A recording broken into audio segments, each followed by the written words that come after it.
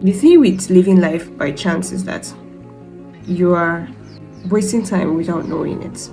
It's just that place of knowing that, oh, this is the path God will have me walk on. You may not know it explicitly, but you have a sense of direction that I know that this is the way. I don't know what exactly it is and how it's going to play out, but I have an idea, I have a scope, and I am convinced about it that, oh, this is the direction. The thing with having that kind of focus and a direction is that it saves you from distraction. It saves you from wasting time. It helps you to be able to decipher and know that, okay, this is from God and this is not from God. Because there are many things that look good. There are many things that look like it is okay, that may even resonate with you. Yes, but it is not what God is asking you to do, or the path God is leading you on, at least for that moment, for that time. And so if you are unable to know what exactly it is that God is saying, you're basically going to waste time.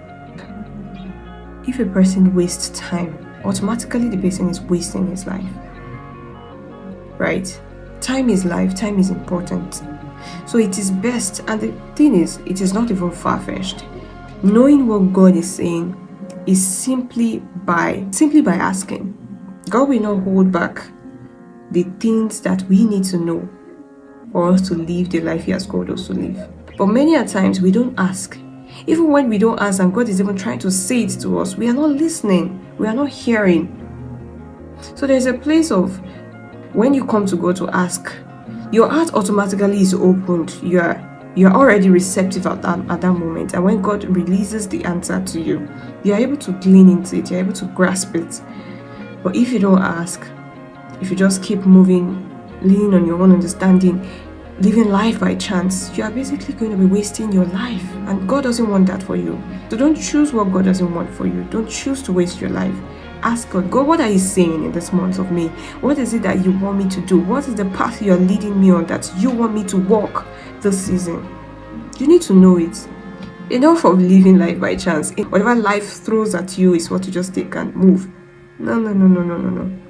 That is a bad way to live life. There is no difference between someone who is just living life by chance without any direction and somebody who doesn't even exist at all.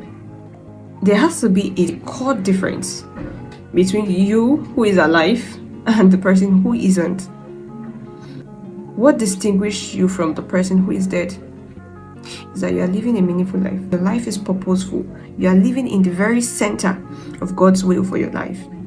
So all of these things I've said and I'm trying to pass across to you to let you know is that don't live life by chance again in May. Please, don't live life by chance in May. Start from somewhere. I know it can feel overwhelming sometimes, but the truth is that if you keep thinking that, oh, it's going to be overwhelming, what do I even do? How do I? No, just start. Don't question anything like, oh, how do I know what?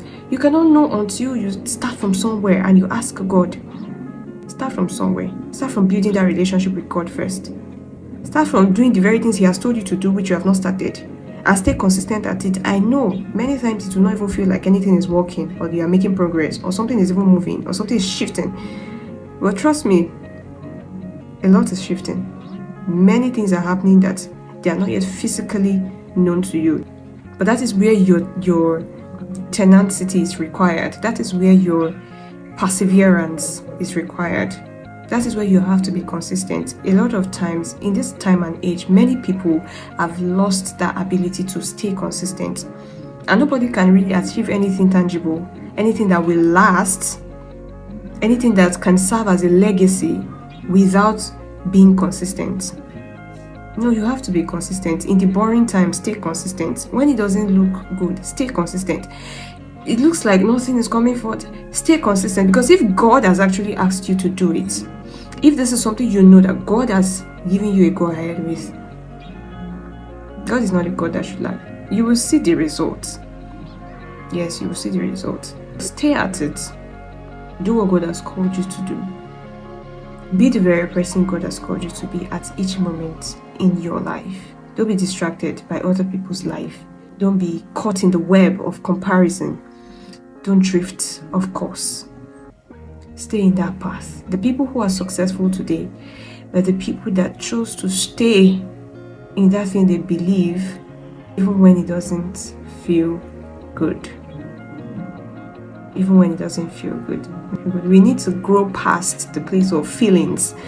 We need to move beyond that place of living life based on how you feel. No.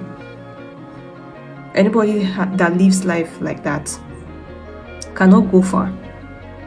You can't go far if you are just living by how you feel. Oh, if it feels good today, you do good. If it doesn't feel good today, you step back, you quit. That person will keep living in cycles. Basically, my encouragement to you right now is live this month of May and the rest of 2026 intentionally. Be intentional about everything you do. Have a core wide for everything you do. How you're making a decision. Why am I making this decision? Do I understand why I'm making this decision? What am I seeking to achieve at the end of this decision? What is the purpose of it? Let me read to you what Hebrews chapter 12 verse 2 right now. It says, I'm using Message version. It says, keep your eyes on Jesus, who both began and finished the race we are in. Study how he did it, because he never lost sight of where he was headed. That exhilarating finish in and with God. He could put up with anything along the way. Cross, shame, whatever. And now, he's there in the place of honor, right alongside God. When you find yourself flagging in your faith, go over that story again, item by item. That long litany of hostility he plowed through, that will shoot adrenaline into your souls. Jesus knew his purpose. He knew why he was on this earth. He knew why he was sent to the earth. And his gaze was on it. So even through the cross, the shame, the sufferings, he didn't give up. When he didn't feel good, when it was the most difficult, he persevered through. Because he knew that a cause needed to be accomplished.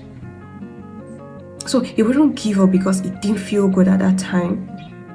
Giving up is not going to solve anything.